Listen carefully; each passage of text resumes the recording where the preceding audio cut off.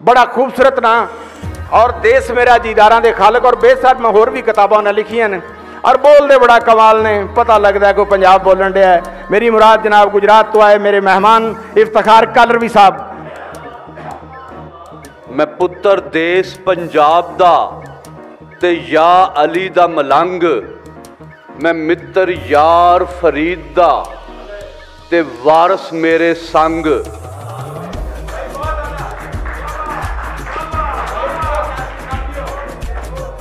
मैं पुत्र देश पंजाब दा ते या अली दा मलंग, मैं मित्र यार फरीद दा ते वारस मेरे संग। मैं ललकर दुल्ले शेर दी मेरे पोरस वर्गे ढंग, ते मैं चाकर हसन हुसैन दा मेरी नाल यजीदा जंग।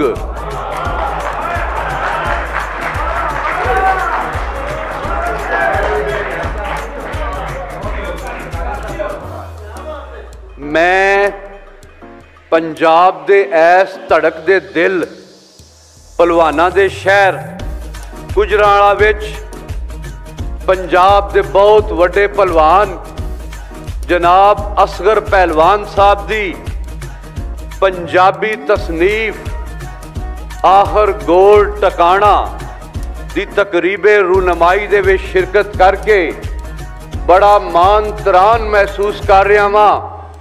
ओदी वजह ये वे कि पंजाब जड़ा 5000 वरियां तू एक ऐसी तहजीबो तमद्दन दा मालक है जिदी उदाहरण पूरी दुनिया दे इस ग्लोब दे विच किधरे होर मिलना मुश्किल है।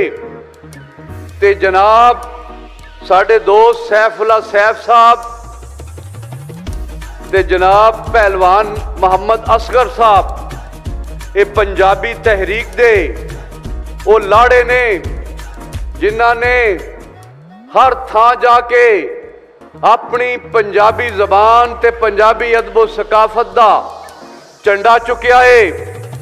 ते मैनू यकीन है कि साडे इंज दे भरावां दोस्तां दे संघर्ष ते जदोजहद दे नतीजा विच ओदियों दूर नहीं जिदों साडे सरकारी तालीमी अदारियां दे विच साडी अपनी मां बोली पंजाबी प्रधान होवेगी। मैं इन लफ्ज़ां दे नाल ही दोस्तां दे कोलों इजाजत चाहदा ते पहलवान होरां नूं एक बारी फिर मुबारकबाद दियांदा। इतफाक भट्ट साहब भी मेरे ग्राई ने ते जान कश्मीरी साहब भी जड़े ने ये भी उस्ताद ने साडे। ते आहर गोल टकाना तो मैनू एक आखिरी गल याद आई है। इंज दियां जड़ियां हस्तियां हुंदियां ने इन्हां दे बारे मुर्शद सैयद बुल्ले शाह रहमतुल्लाह अलैह ने आख्या कि बुल्ले शाह असा मरना नाही, दौर पिया कोई होर।